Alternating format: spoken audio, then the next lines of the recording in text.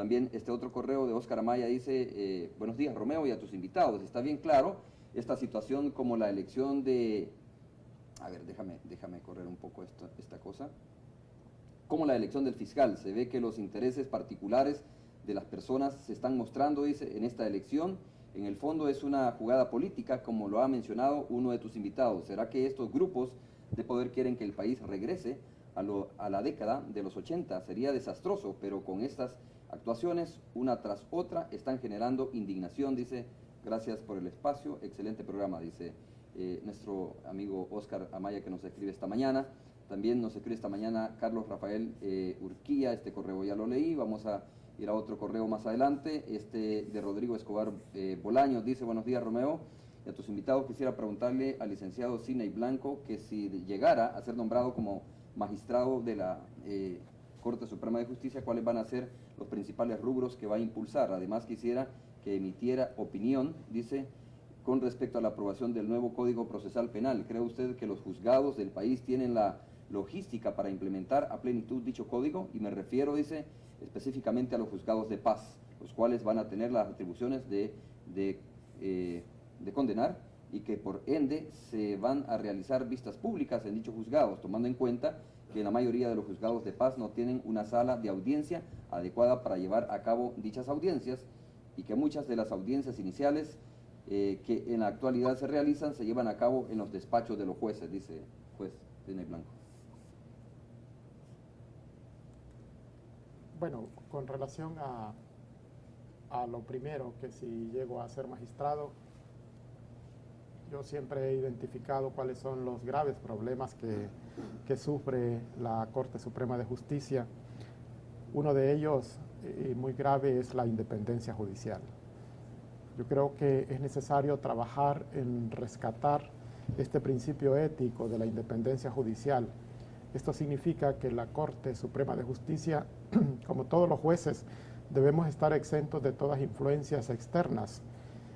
Los órganos de gobierno es cierto que deben colaborar recíprocamente, pero también la Constitución les reconoce unos márgenes de independencia. Y yo he podido constatar personalmente las intromisiones que han existido de otros órganos de gobierno en la Corte Suprema de Justicia. Y lo he dicho en alguna resolución, tan claro como lo estoy diciendo ahora. Es necesario que se comience a dar legitimidad a las decisiones, a las resoluciones de la Corte Suprema de Justicia, y es necesario mantener la distancia debida con los otros órganos de gobierno, así como también con los partidos políticos. Yo creo que uno de los grandes problemas que ha existido en el país es la vinculación estrecha, casi incondicional, que ha mantenido la Corte Suprema en los últimos años hacia otros órganos de gobierno. De modo que el tema de la independencia judicial, que no es un tema ni propuesta personal, es un tema y propuesta establecida en todos los ordenamientos jurídicos que regulan los principios que deben regir la judicatura, tanto a nivel interno como a nivel internacional. En segundo lugar, creo que es importante potenciar la carrera judicial. Es lamentable que los jueces que tienen mayor conocimiento, mayor capacidad, mayor independencia, mayor valentía, estén generalmente marginados. Yo creo que es importante identificar a estos jueces y promoverlos y estimularlos y apoyarlos. Y además de eso, como contrapartida, debemos realizar los monitoreos constantes a aquellos jueces que han sido muy cuestionados, que no cumplen con sus responsabilidades, que no se preocupan por mejorar cada vez sus resoluciones judiciales, jueces que han sido señalados por actos de corrupción o jueces que producen demoras en las resoluciones. Estos jueces no deben ser objeto de promociones, ni de traslados, ni de ascensos. O sea que lo que corresponde hacer desde el interior de la Corte es identificar las buenas cualidades, las buenas virtudes de los jueces, identificar el perfil del juez que corresponde a un país como el nuestro, y además de eso, marginar a aquellos jueces que han sido pues los responsables de la falta de confianza y la falta de credibilidad. Y otro problema también es dar celeridad. Mira, en la Corte Suprema de Justicia se concentra, pienso yo, la más grande mora judicial que existe. Es bueno, alguien me dijo a mí impresionante. que ya no hay mora judicial.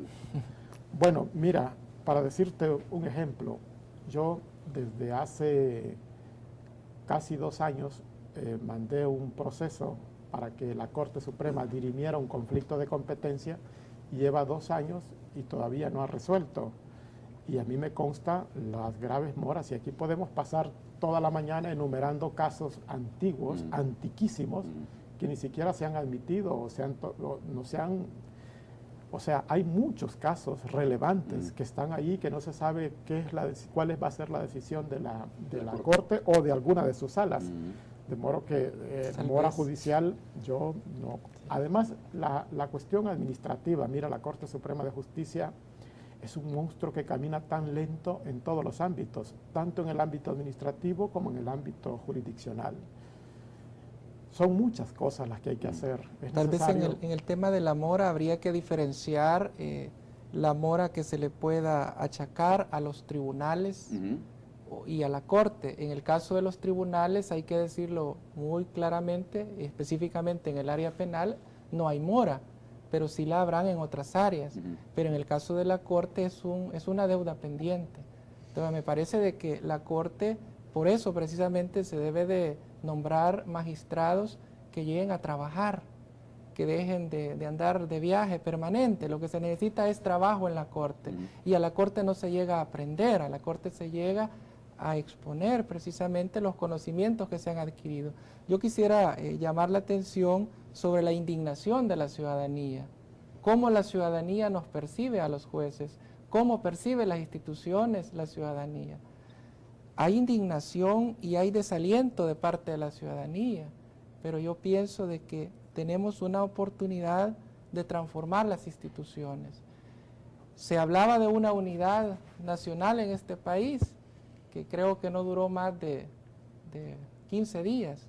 Entonces, ahorita es el momento de que precisamente enfrentemos y trabajemos para tocar los temas fundamentales. Uno de ellos es la corrupción, y la corrupción no solamente la vamos a ubicar en el ámbito judicial, sino que también la podemos ubicar en el ámbito político, en el ámbito económico, en el ámbito de otras instituciones como la policía, como la fiscalía. Y si no tenemos funcionarios valientes, no tenemos funcionarios decididos a enfrentar estos problemas, vamos a elegir corte tras corte y siempre vamos a continuar de la misma forma. Ok, a propósito de funcionarios, juez Sidney Blanco, antes de ir a la pausa comercial y al enlace con la radio 102.9, está pendiente la elección del fiscal general de la República, ¿no? Yo dije en un programa hace algunos días que nadie debería sorprenderse realmente, es decir, sí es una cuestión que preocupa, pero ya casi no se sorprende nadie con esto, porque es una cuestión que recurrentemente se da. Se llega el día en que debe tenerse elegido al nuevo fiscal general y no se elige, ¿no? Se llega el día en que tiene que tenerse nombrados a los magistrados de la Corte Suprema de Justicia y no se eligen. Y pareciera que aquí nada pasa, ¿no? Que no debemos de sorprendernos por eso. Pero, ¿qué mensaje se está lanzando con esto? Con que se retarda la elección de magistrados, con que se retarda la elección del fiscal general de la República. El mensaje es que las distintas fracciones políticas no son capaces de concertar, no son capaces de pensar en el país, no son capaces de identificar los funcionarios que corresponde nombrar para un país como el que tenemos. Que las fracciones políticas no se han despojado de sus propios intereses sectoriales, ¿no? Eso es lo que pasa, ese es el mensaje. Una clase política confrontativa, una clase política que está identificando siempre sus propios intereses, y una clase política que prácticamente está negando la participación ciudadana en la elección de estos funcionarios, ¿no? Eso es lo que podemos identificar. Y yo creo que en vez de estar discutiendo si el adjunto tiene o no facultades para actuar, si la sala reconoció, etcétera, tenemos que reclamarle a los diputados para que cumplan ellos con la Constitución, que cumplan con los plazos. Yo creo que eso es unas violaciones a la Constitución. Ahora, y pregunto, ¿la sala ha dicho que el adjunto tiene toda la legalidad para actuar como fiscal propietario? No, qué bueno que me preguntas esto, porque voy a hacer una aclaración técnica, como debo de actuar, sobre lo que se ha dicho. Yo he escuchado a algunos políticos que han dicho que la Sala de lo Constitucional, la Corte, ha avalado la actuación del fiscal adjunto. He escuchado al propio fiscal adjunto decir de que hay ya jurisprudencia que le reconoce su actuación. Y sobre esto quiero decir categóricamente que no hay una sentencia de la Sala de lo Constitucional que valide la actuación de un fiscal general adjunto. Lo que existió antes, aquí tengo la resolución, en la resolución del 21 de febrero de 2006,